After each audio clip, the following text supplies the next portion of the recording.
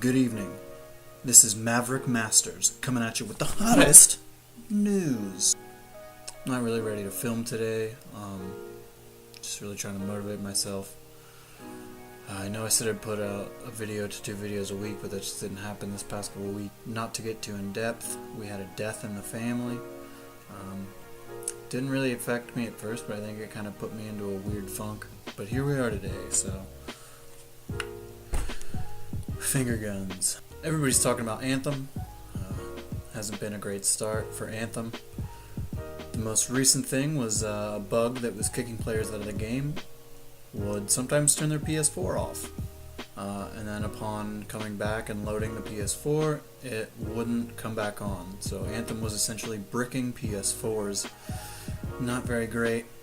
Another issue that they had lately was the level 1 assault rifle was putting out more damage than a max level legendary assault rifle. It was the best weapon in the game, so it was getting heavily exploited. They just put a patch out yesterday, or today. I guess it would be a different time for you guys. What's the date today? So on the 9th or the 10th, 3.9 or 3.10. It fixed those issues, among many other things in the patch. Upon the implementation of the patch, players were reporting abnormally high rates of legendaries and masterworks dropping from enemies in the world and strongholds and all that fun stuff. This isn't the first time this happened with Anthem. It happened before for a patch, but they pretty quickly fixed it and put the drop rates back to normal, much to the dismay of what I'm sure was a lot of players. Getting those sweet loots, baby. It is a looter shooter. All the problems with Anthem, honestly, I haven't been bothered so much. I've been having a great time. A lot of the issues it has are quality of life issues. I like the game. It just seems like it's getting a lot of backlash because it's a AAA title. You look at some of the issues it has, and other games have the same issues that aren't getting called out for it, and I get it. But at the same time, can we just enjoy games anymore? I don't know. I haven't been playing it the last week, though, because of the PS4 bug where it could brick your PS4. I don't want to lose my PS4. I can't afford to buy another PS4. I put most of my extra money into this YouTube project. Be that as it may, give Anthem a try. It's not a terrible game. The core gameplay loop is really fun. There's quality of life issues, but that's the biggest that I've run into, and I know that my experience shouldn't be isn't going to be everybody's experience. But it's been a good time. Don't let all the other reviewers that are just looking for clicks, who are being super negative, influence you too hard. It's not a bad game. Real quick, just want to shout out that the original Diablo and Warcraft is available for the first time digitally ever since it was created, which was like 20 years ago or something like that. I don't know. I don't really have the exact numbers. On GOG.com. So if you want to play that, go do it. I highly recommend it. They're highly influential games. They have given us a whole lot throughout the years, and got to pay respect to the OGs on GOG.com. For those eagerly anticipating the release of Division 2, make sure you have some hard drive space available. For PC and Xbox, they said it would be about 40 to 60 gig download. That's kind of standard, but I'm sure there's going to be a day 1 patch that's probably just as big. On PS4, it could be up to 80 to 90 gig download, so make sure you got your space ready. I know a lot of you are also eagerly awaiting Death Stranding. Hell yeah, I am too. I cannot wait. But it seems like we may have to wait just a little bit longer. Kojima said that they're a little bit behind schedule, which, you know, honestly, man, I think is totally fine. Take as much friggin' time as you need to create a masterpiece. Don't get hastened to put it out the door when it's not ready to go. Just look at the Phantom Pain. We didn't get the ending that that game so justly deserved because it was rushed. This is a little older, a couple weeks, but Reggie, My Body is Ready, from Nintendo America, has retired. He will be succeeded by Doug Bowser. Interesting coincidence, maybe? Bowser? I don't know.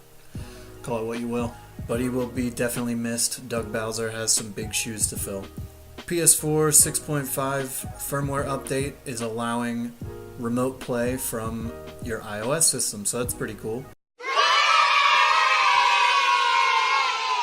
Here's a weird one that I don't know if it's actually important or not, but I thought it was interesting. Vivendi Games recently sold the last of their shares of Ubisoft stock, so who knows, maybe that will, I don't know how stock works and buying, and I don't know if Vivendi had any input in what Ubisoft did, but maybe it'll change some things, maybe throw a wrench in the mix, I don't know.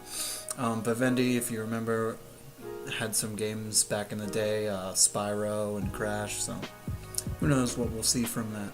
Pretty cool news here.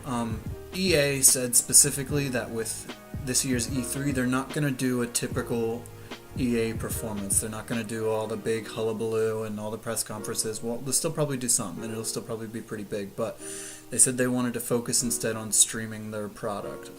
They said specifically for this year it's going to be less talk and more play, which I think is cool. Maybe, I don't know, how about maybe less crappy business practices and more caring about your customers and consumers?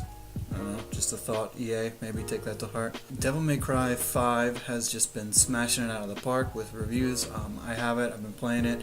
It's a lot of fun. I don't particularly like how I don't get to play as Dante right away, but I'm just a little fanboy, so take that with a grain of salt. It's definitely cool. The characters play pretty unique. It's a big night and day change from Nero to V. I'm having a lot of fun, and I'm going to be doing my first going in-depth review on Devil May Cry 5, so as soon as I get that done, I'll be filming for that. Hopefully we see that soon. Sekiro, Shadows Die Twice. I'm looking forward to that bad boy. You should be too. The release date is March 22nd of this year, so get ready for that. Pokemon Sword and Shield looks really cool. It's like a mixture of industrial type cities with some European type stuff. It looks really cool. The starters look neat. I'm probably going to go with the little grass boy. He's like Grookey, the little grass monkey, because, you know, Bulbasaur is king. Can't sway from the grass starter. Grass is best. If you disagree, you can eat a butt. Pokemon Sword and Shield is supposed to come out at the end of 2019. Nintendo and Game Freak are normally pretty good at getting their games out on time. Probably won't see a delay with that. And then I don't have anything else. These videos typically won't be terribly long. I'm aiming for like 5 to 10 minutes. Kelly, my wife, my beautiful, lovely wife, she's been doing the editing. She's doing so good. She actually really likes it, so it's a cool little passion project for her to edit my videos. That's a green screen. Maybe we'll figure out how to get it to work. I got it all set up. That's a mini green screen. We have our other green screen set up in the other room over there, so we can start shooting stuff for in-depth reviews. We need to get a better camera. It's like weirdly shitty up in this corner. I don't know. I dropped the camera earlier. What are you gonna do? It was on a tripod and I hit it, so probably gonna need a new camera soon. It's not very good. I'm looking at getting like a higher end camera. Vape Nation.